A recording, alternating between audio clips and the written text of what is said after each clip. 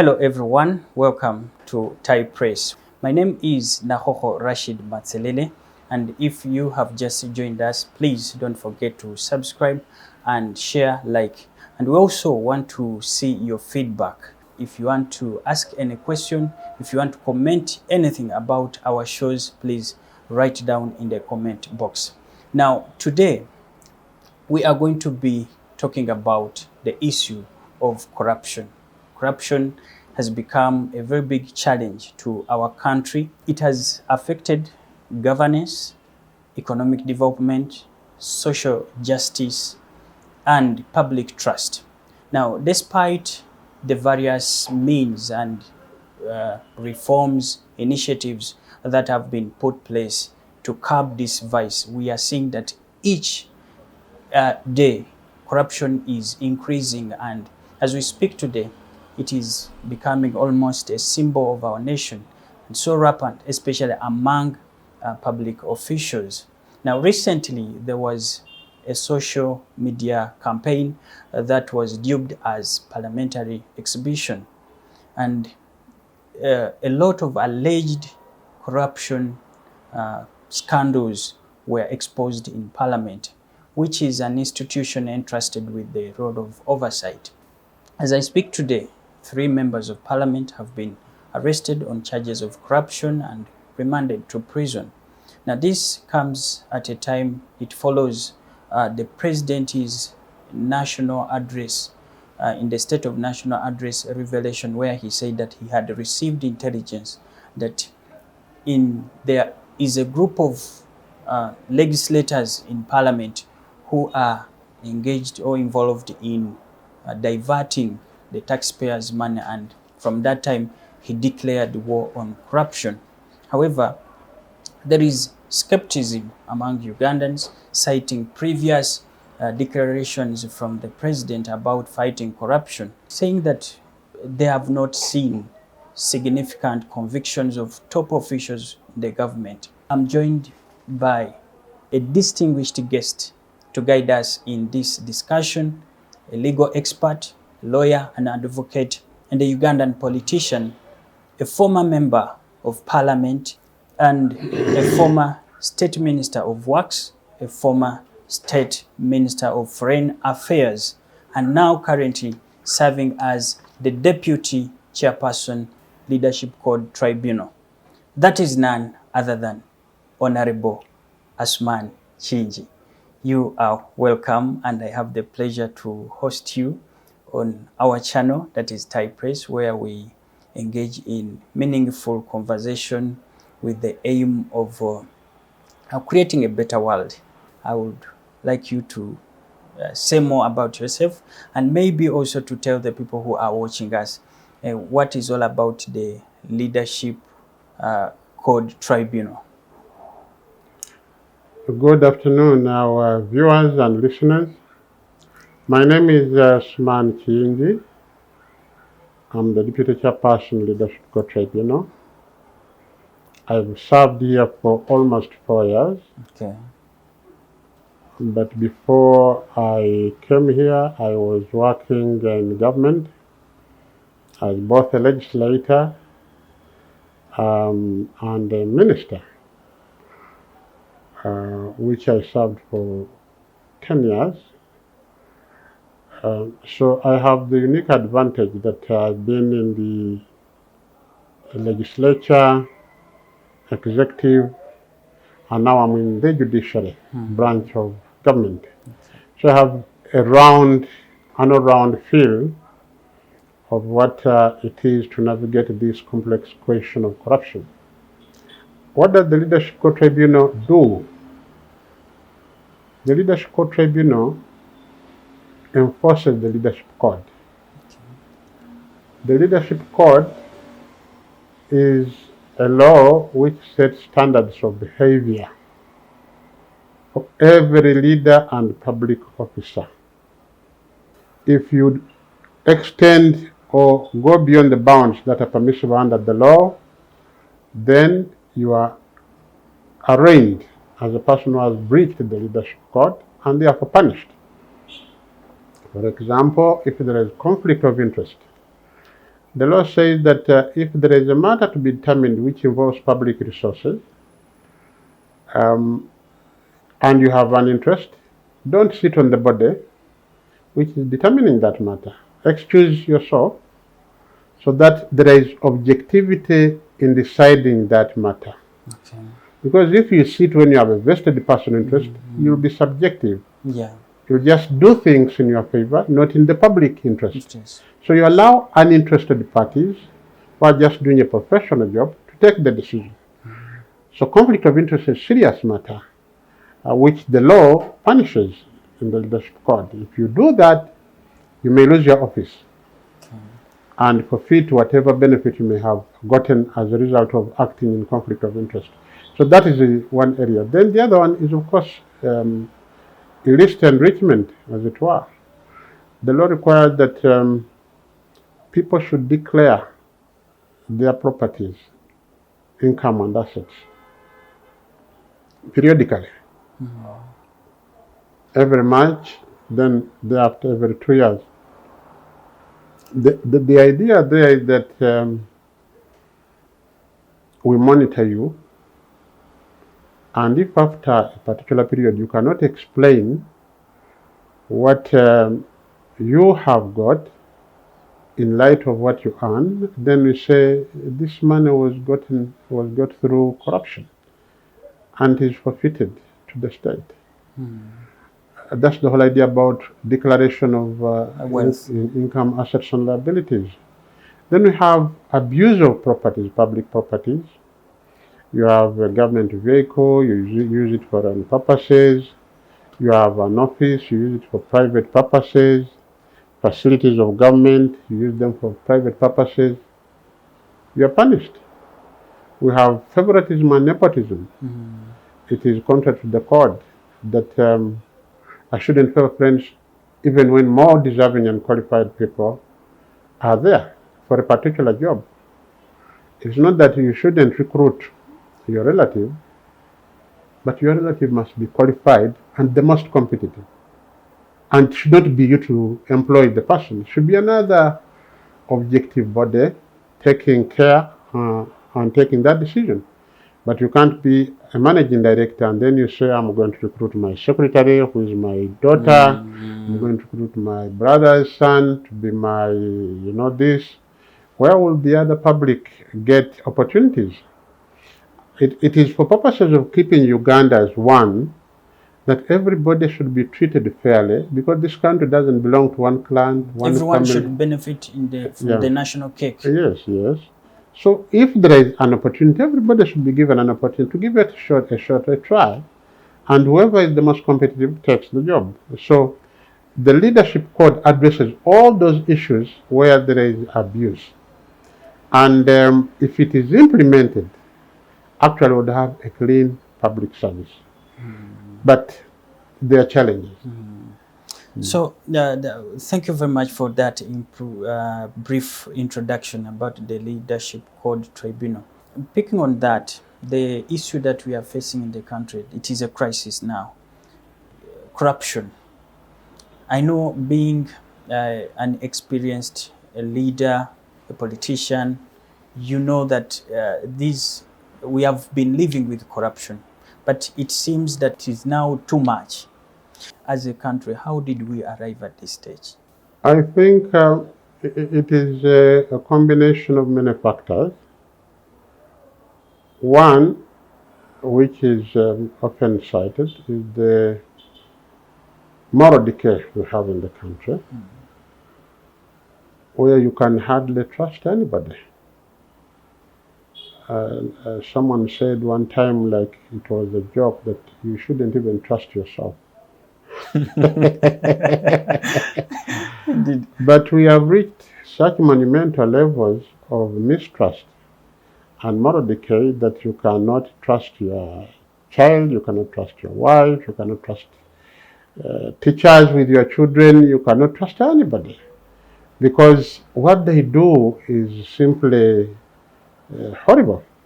But the moral decay aside, I think to be a bit more positive, we have had some laws and institutions put in place.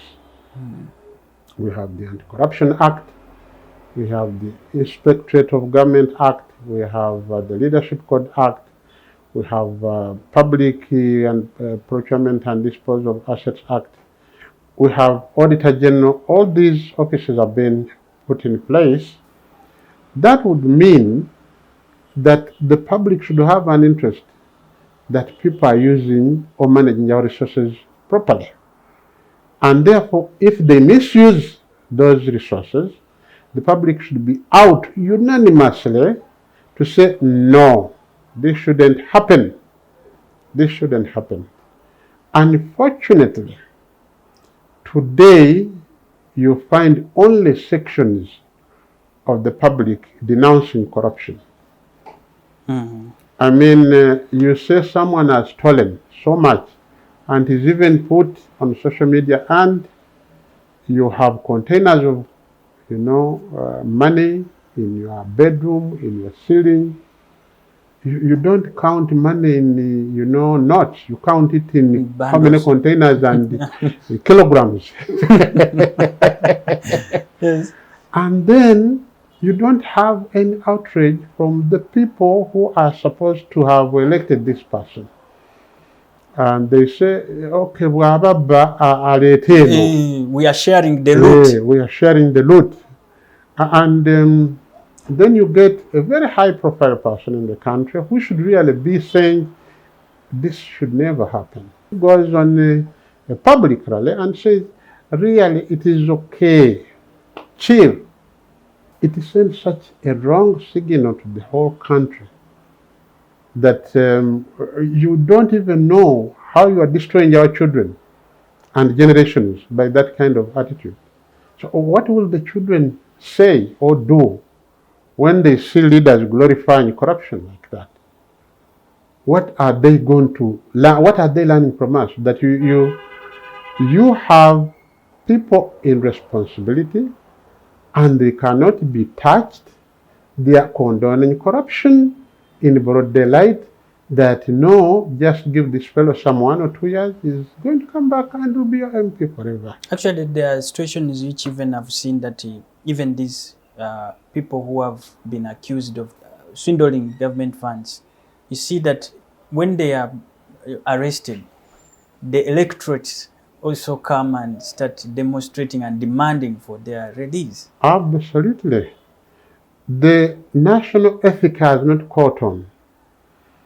We all believe that the state or national coffers are there. If you can get access to the national coffers and grab whatever you can and take home, your people there will say, please, you have come. So people don't look at the state or public purse as it is theirs, which should benefit.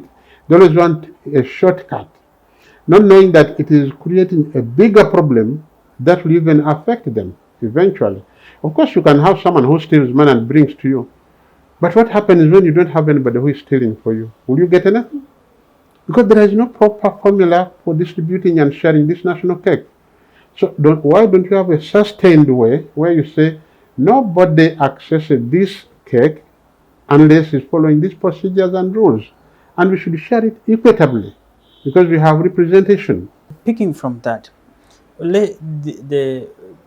when we look at the legal frameworks which are in place to fight corruption, how effective are they?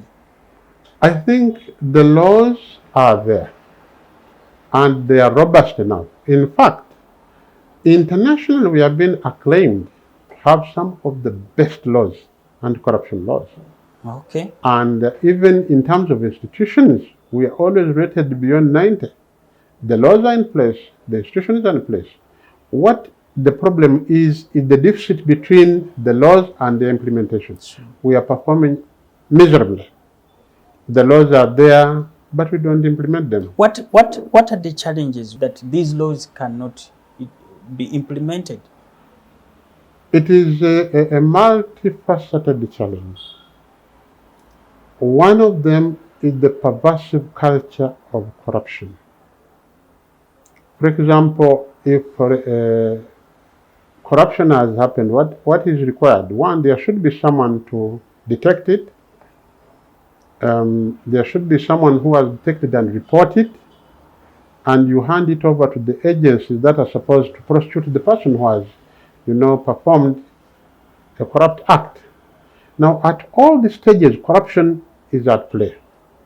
At the level of detection, when someone takes corruption, he takes it as an opportunity to be corrupt, him or herself.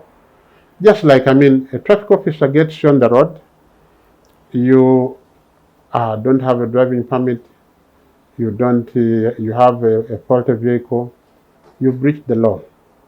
And ideally, you should be taken to court and you are fined and you pay a fine to the state coffers. But a traffic officer, if he's the wrong person, he takes advantage. In fact, this is an opportunity for him to make some money. He says, well, the fine is 400,000. If you give me 200, you're off the hook. So people personalize the law and make money out of it.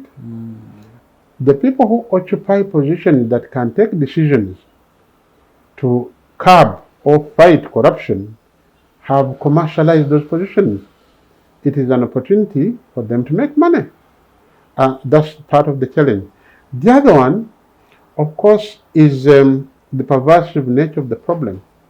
Can I really make an impact in this sea of corruption? Shouldn't I just sail along with everybody? This is how things are done. I'll not make an impact. So let me just take my pick. Let everybody take care of himself. We should all be thieves because that's how the system works. The people have resigned to that. And the moment they get into trouble, they know who is to be talked to. I've gotten this, I had stolen so much money. In fact, according to some paper I was reading, a research paper, when people are going into corrupt transactions, they factor in all the actors.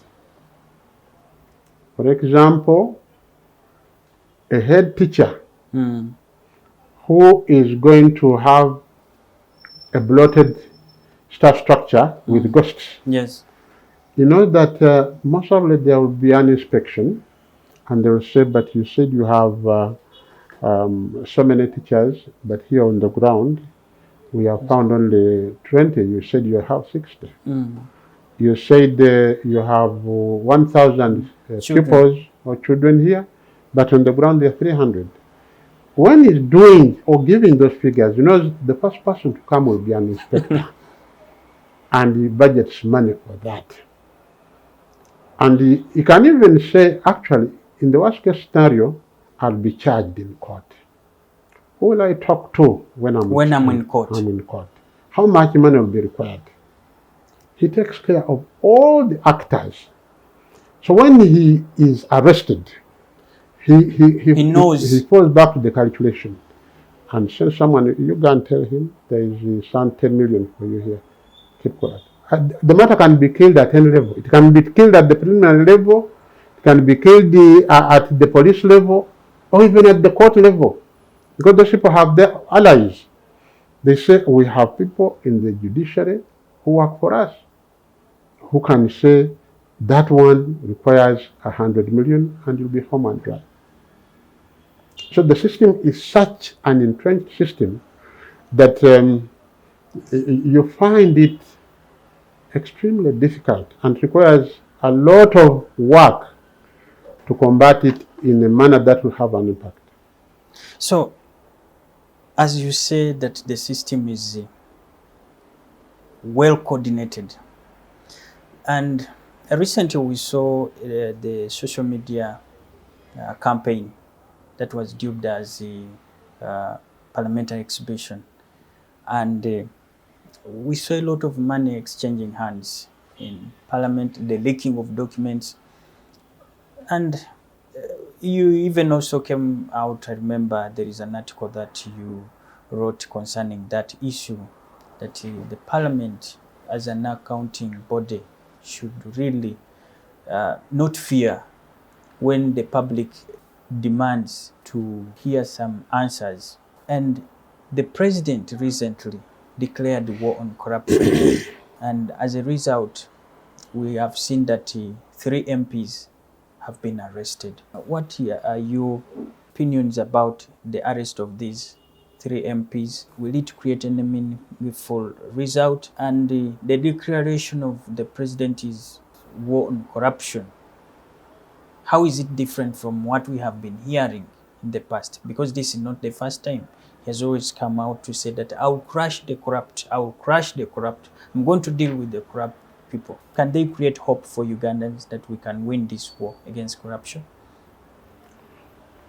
Yeah, I think I must congratulate His Excellency for the bold, decisive moves he has taken in this fight. Of course, under our laws, a person is presumed to be innocent until proven guilty before a competent, independent court or tribunal. We are not saying the people who have been taken to jail are guilty or innocent. I just want to say we should allow the legal process to be concluded, and it would be a very good thing if people who have stolen money or acted corruptly, breached the leadership code, are apprehended after a transparent process, which everybody knows that this is not a witch hunt. Because if you selectively apply the laws, you create a problem. So apply it across the board and say whoever has done this is not going to be tolerated. And everybody who has done it faces the music. Definitely it's going to be painful for the affected people, because there would be people who would say, me, I'm a sacred cow, really they can touch other people, but for us, they don't touch us. We always call them the big fish. Yes, the big fish. If the big fish start feeling that really, regardless of how mighty or powerful you are, the law will not spare you, then we have made a beginning. All the same, I would say, let the law take its course. And of course, they should pick lessons that these things are not really okay for the country. I may be attached to you as an individual, you may be my friend, but this country deserves better than what we are giving it. If we are in public office and we behave in a manner that suggests that we are grabbing whatever we lay our hands on, it's simply wrong, and it should be punished. So, just like you've commended President Museveni, and of course, there are people who have actually welcomed the move, and the public actually is hungry, I can say hungry, to see that this crisis, this issue of corruption is cracked. But there is also still skepticism. These regulatory frameworks, anti-corruption frameworks, what should they do to bring back that public trust that really the government can fight corruption? I think the only way to prove that point is by handling the corrupt firmly up to conclusion. Because what has brought, this lack of faith and confidence in the system, that people are arraigned before courts. They stay there for some 1 or 2 years that a trial has been going on, and then people hear that actually the fellows were, either discharged or the state lost interest in the matter.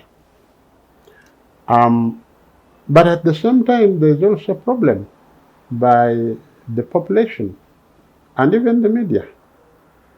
Ugandans are so sensational, and they don't follow up to conclusion.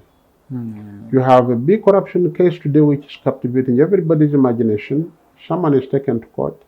After 1 or 2, 3 months, people lose interest. And when you talk about this, then they get something to excite them. Another. They leave and then people say that the other guy stole, he was there for a short period. The real corrupt people actually even count the possibility of being jailed. It says, if I have 100 billion shillings, which I've stolen, and I'm in jail for 5 years, I'll come and enjoy that money, as long as the money has not been taken. So they even look at that possibility and say, where will I get this money? Even if I worked for 30 years, let me have it. I go to jail, and then I'll come back alive. And when I'm in jail, of course, I can even bribe people there. I'm given VIP treatment. People may think that I'm in jail, but when I'm real on holiday. So the corrupt have, polished the game of corruption to the level which is unimaginable. Don't you think that there is need to put in laws which really make corruption an expensive and risky venture that people should not even think about trying it? Actually, the laws are there. For example, if you steal money and you're convicted of corruption, the law allows the state to take that money from you. But how many people have lost what they stole or forfeited whatever they stole to the state? For us here at the Leadership Tribunal, if you are brought here for breaching the code that you didn't declare some properties and it is found that you didn't explain them, it is assumed that you got or used the state resources to accumulate those properties. They are forfeited to the state. But we have hardly got any forfeitures because of inadequacy in investigations, poorly presented evidence, that kind of thing. And the courts have those challenges. At times people blame courts, but the courts do not investigate. The courts rely on evidence that has been produced by the investigators and the prosecution. If you have not proved that this property is for this person, and you're asking court to attach it, but on what basis will it be attached? The property is not for that person. Prove that it is his. Don't make presumptions.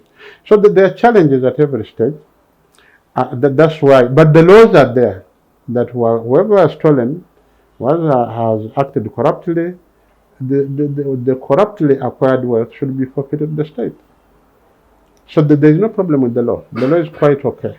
Okay. Now, like you said that the problem is also the wananchi who are always, and I think I was reading also the report for the IGG on the cost of corruption, and it was 2021. There is something that connects with what you're saying, and I quote the IGG. She states that fully eradicating corruption in Uganda is estimated to result in a total societal savings of Uganda shares 9.1 trillion, which is equivalent to 44% of the total government revenue in 2019. And then she says that with the combined effort of all the laws and institutions in place, the war against corruption has mainly centered on whistleblowers, tracking suspects, investigating, prosecution, conviction, and recovery of loot. But the fact is that only a very small percentage of corruption gets detected or even gets to the level of being investigated. There is therefore need to rebrand the war from being an executive, parliament, judiciary, IGG, NGOs, and anti-corruption agencies war, with the citizens of Uganda being mere frustrated spectators, to citizens' war. How do we bring this war down to the citizens? Well, the citizens, in my view, should not be demonized or should not be blamed. I think they are doing their part. We are all accountable to the taxpayer. Parliament is accountable, the judiciary is accountable, the courts are accountable. If the law says the Leadership Tribunal should do A, B, C, D, and I don't do it, and then I don't expect to be questioned, I think that is wrong. If the law says Parliament should do ABCD and you don't do it, you should be questioned. If the law says the IJG should do ABCD and you don't do it, you owe an explanation to the public. An honest explanation why you haven't done it, because the public is paying you a lot of money. It's paying you a lot of money. It's not for you to occupy a space and be in SEs. We are really doing a disservice to this country by adopting, a timid and almost condoning attitude towards some of these things. I'm personally strongly opposed to the idea of saying I'm investigating forever.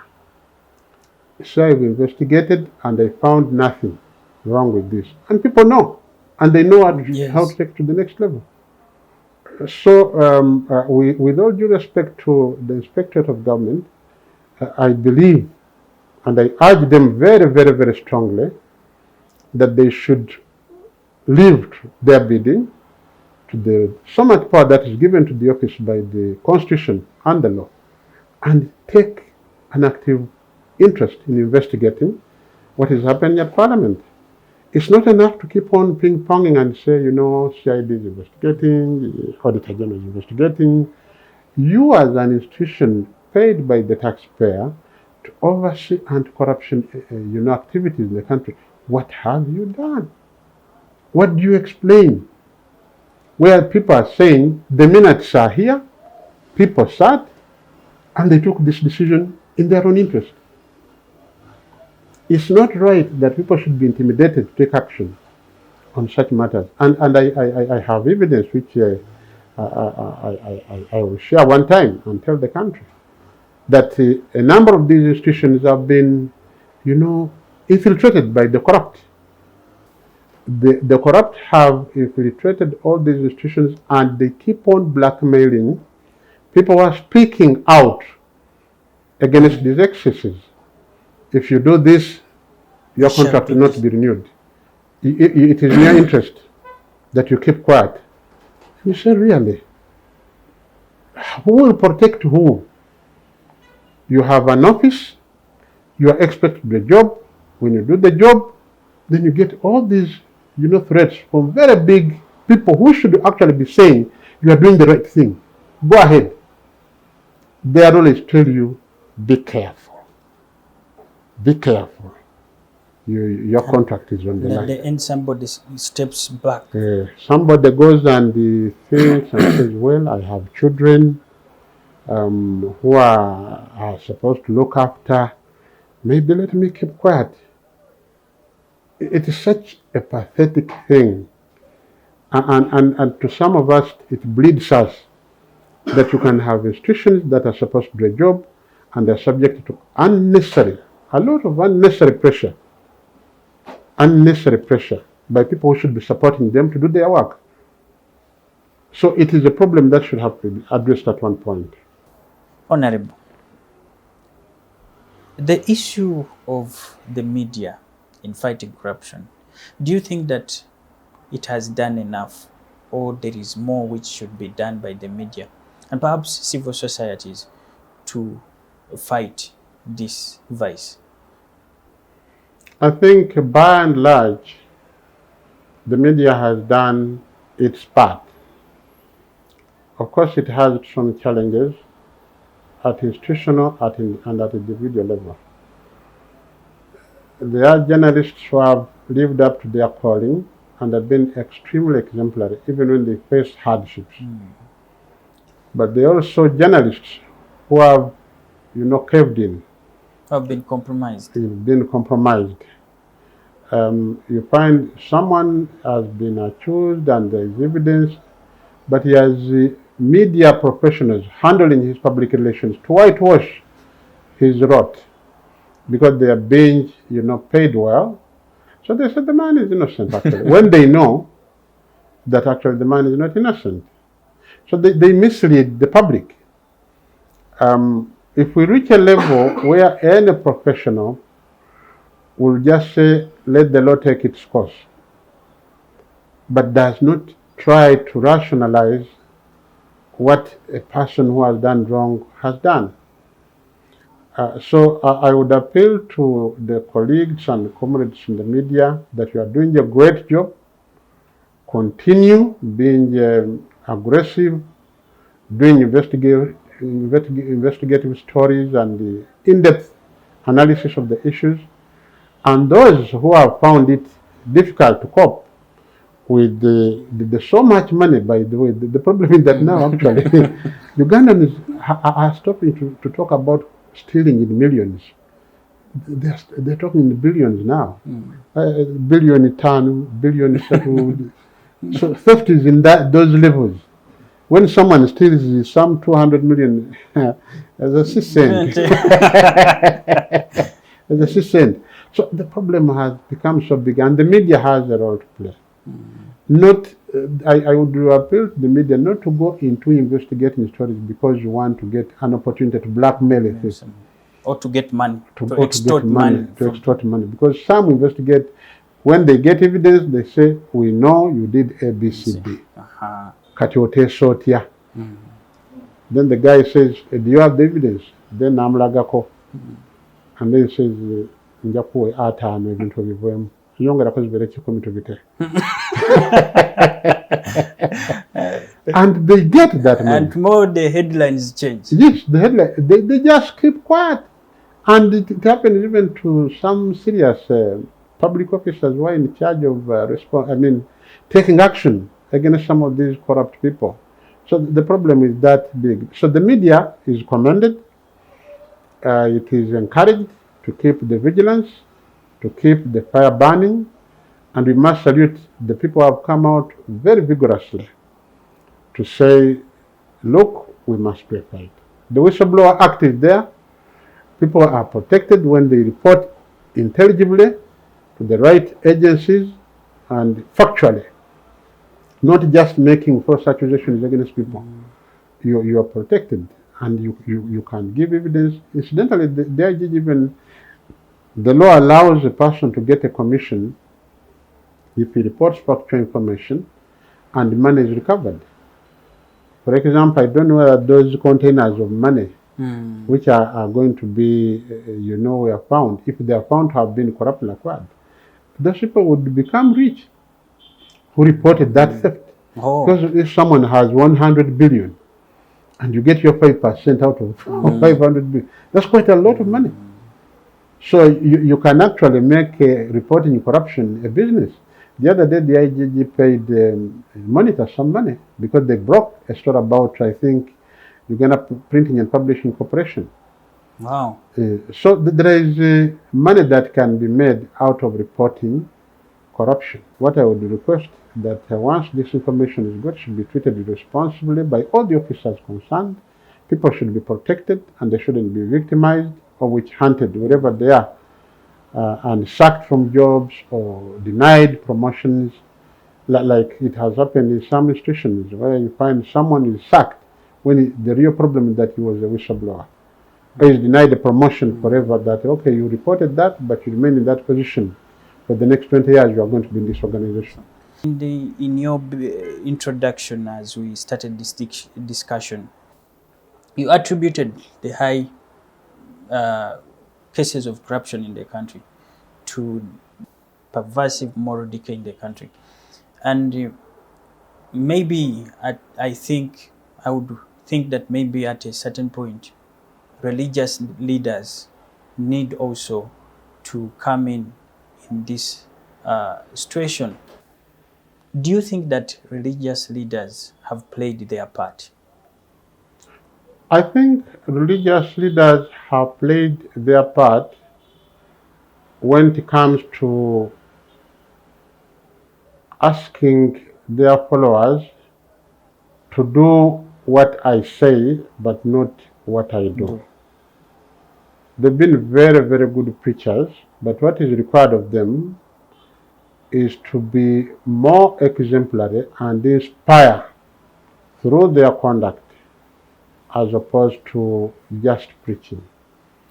Because like they say, when you are a moral leader or a moral crusader, you should also be inspiring in terms of character. Having that moral authority to talk about something. Yes, having the moral authority to talk about something. But we have had problems in the religious institutions. For example, how do you have a situation where, you know, in an institution, the accusation is of sodomy, there is homosexuality, you are selling people's properties, you are grabbing people's wives. Those are very bad things for a religious institution. The moral leaders should be real moral leaders. And then when they talk about corruption, they should stand high. But I had a recent incident where a person stood up. It was a burial where a fellow who is known not to have any source of income comes up and says, I'm giving him a book of 1 million because he was looking for votes. And then the person who spoke after him said, Banange, we should be questioning people where they get money from. Because some of this money centers are chivi, and we are going to have a problem. And then the religious leader who was leading the funeral service, instead of supporting the other guy who was saying we should be critical as to where people are getting this kind of money when they have no sources of income, he said, no, don't ask people where they are getting money from. Because that person had given some money to the church also. He gave to the bereaved family 1 million, and then he also gave 500,000 to the church. So the church said, you can't do that, because for us as church people, we welcome sinners and religious people. So if someone comes to church and says, I brought this offertory, I don't have to ask where it came from. Now, that is because the churches are vulnerable. They want the money so desperately, and the people who have it easily are the corrupt, because they can dispense with the tens of millions very easily. The ordinary folk, they are bringing in 5,000, 10,000, but the real thieves are actually the ones who are coming with the real money. Yeah. They will build the church, they will build the priest's, church house where he's going to stay. They'll buy a motorcycle, they'll buy a vehicle. So the religious institutions have themselves been compromised by the corrupt.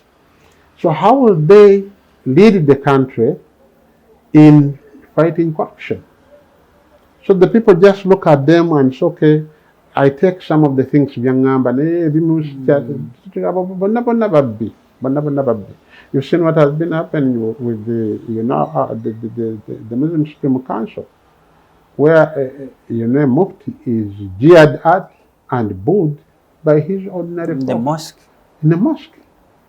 Because people have lost faith with what is going on. So I think the religious leaders themselves must come up and say, if we must inspire, we must lead exemplary lives. As we conclude this program, where do you see us going? Is there hope that we shall win this battle? I think there is hope, inshallah, that this battle is winnable. The president has called for allies and patriots in the fight because he has taken a position. That's the signal at the top. And I think if the population takes charge and say and understand that in this corruption game, all of us are losers. You may temporarily get something, but in the final analysis, you are loser. That is the point which people have not really grasped. Some people believe that as long as I'm benefiting here and there is no problem with the corruption.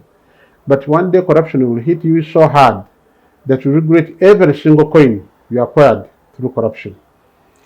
So, because you may not have money all the time, you'll wake up one day and the only hospital you have to go to save your life is one without drugs, one without beds, one without a doctor. And then you lose your life, or your dear one will lose your life, because you allowed resources to be diverted. One person takes resources that can build 10 hospitals, and you are saying it is okay, but you'll get there. I may get an accident anywhere as I'm moving, and the next immediate hospital, maybe without any doctor or drugs. And the people will be there. If we could do save you have about an hour to go. If someone can intervene in an hour, you can, have your life saved. But because you've neglected these infrastructures, they'll say, Anotatoka Kampala. You'll die there because of corruption. The spirit should be that one of saying no compromise. And that signal should be very loud and clear to everybody. But the president maybe is not hearing the signal very loud and clear from the population. But the population should be such that when someone has stolen money, is so bamubola, like the son of Uganda. Even when he goes to their, real constituency, they'll say, you shouldn't even come here. You only be new. Like our father say, you are welcomed as a hero, a thief, a corrupt person. You are welcomed, and people literally are spreading their clothes for you to walk on.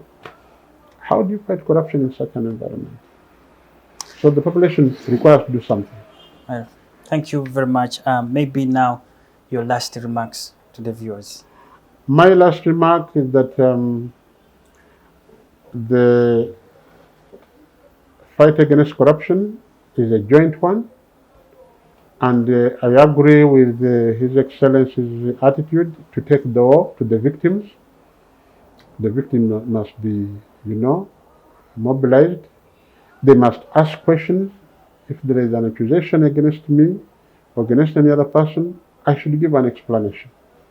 It shouldn't be a question of just saying, I'm a big person, therefore I can't explain. That's rubbish, that's nonsense. No. I should explain that I acted within the law, and that's when I'll get off the hook.